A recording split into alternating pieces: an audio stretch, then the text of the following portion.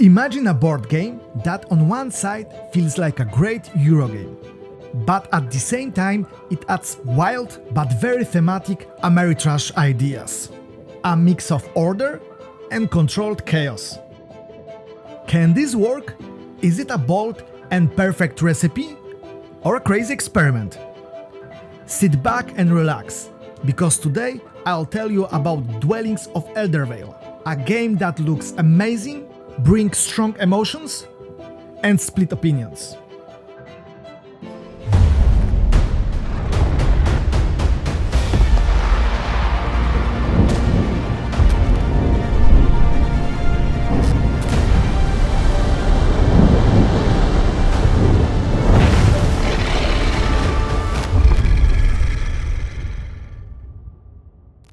It all takes place in a beautiful world of elemental magic.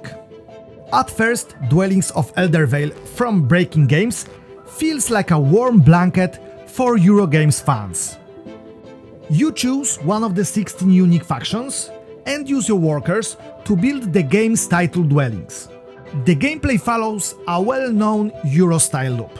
You collect resources and treasures, grow your faction, increase your population, and build your deck of powers. You get these powers by exploring dungeons, each tied to one of the 8 elements. Sounds familiar?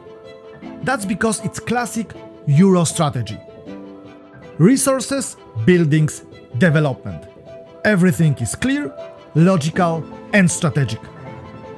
But this game is not just about building houses and growing your economy, because other players want the same spaces, the same resources, the same rewards.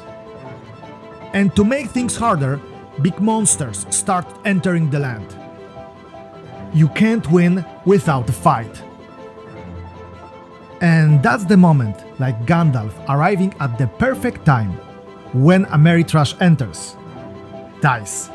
Lots of dice. Even though you build your deck, collect spells, and plan your strategy, in the end, the dice can change everything. A weak enemy might destroy your army of dragons and wizards. Or you could win a hopeless fight against a giant demon. A quick look at the combat mechanics.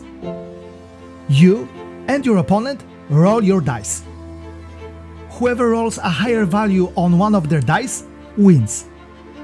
The number of dice you roll depends on the type of unit, as well as your abilities and spells. In a case of a tie, you compare your next die until one of you has a higher value or runs out of a dice to compare. This randomness gives the game a very different feeling. Dwellings of Eldervale looks amazing on the table.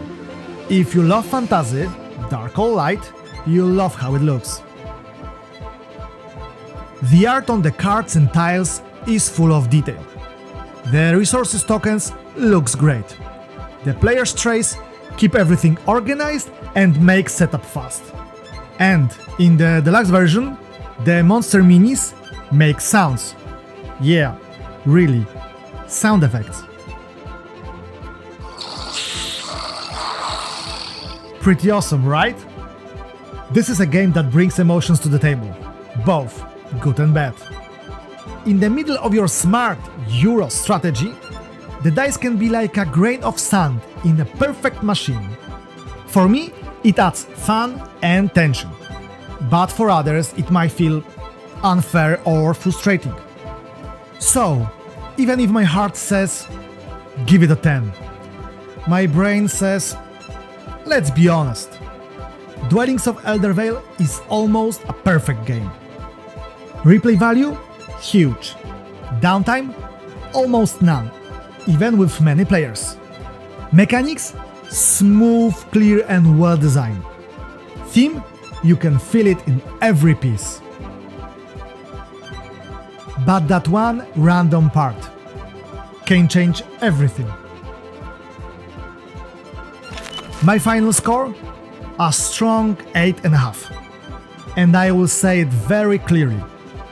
This is a game I would love to play every single day.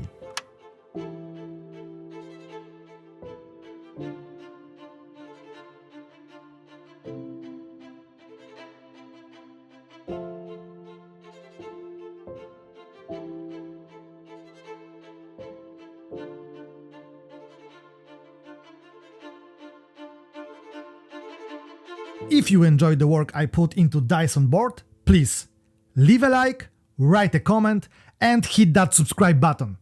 It really helps. So, see you in the next video, and may the elements be with you.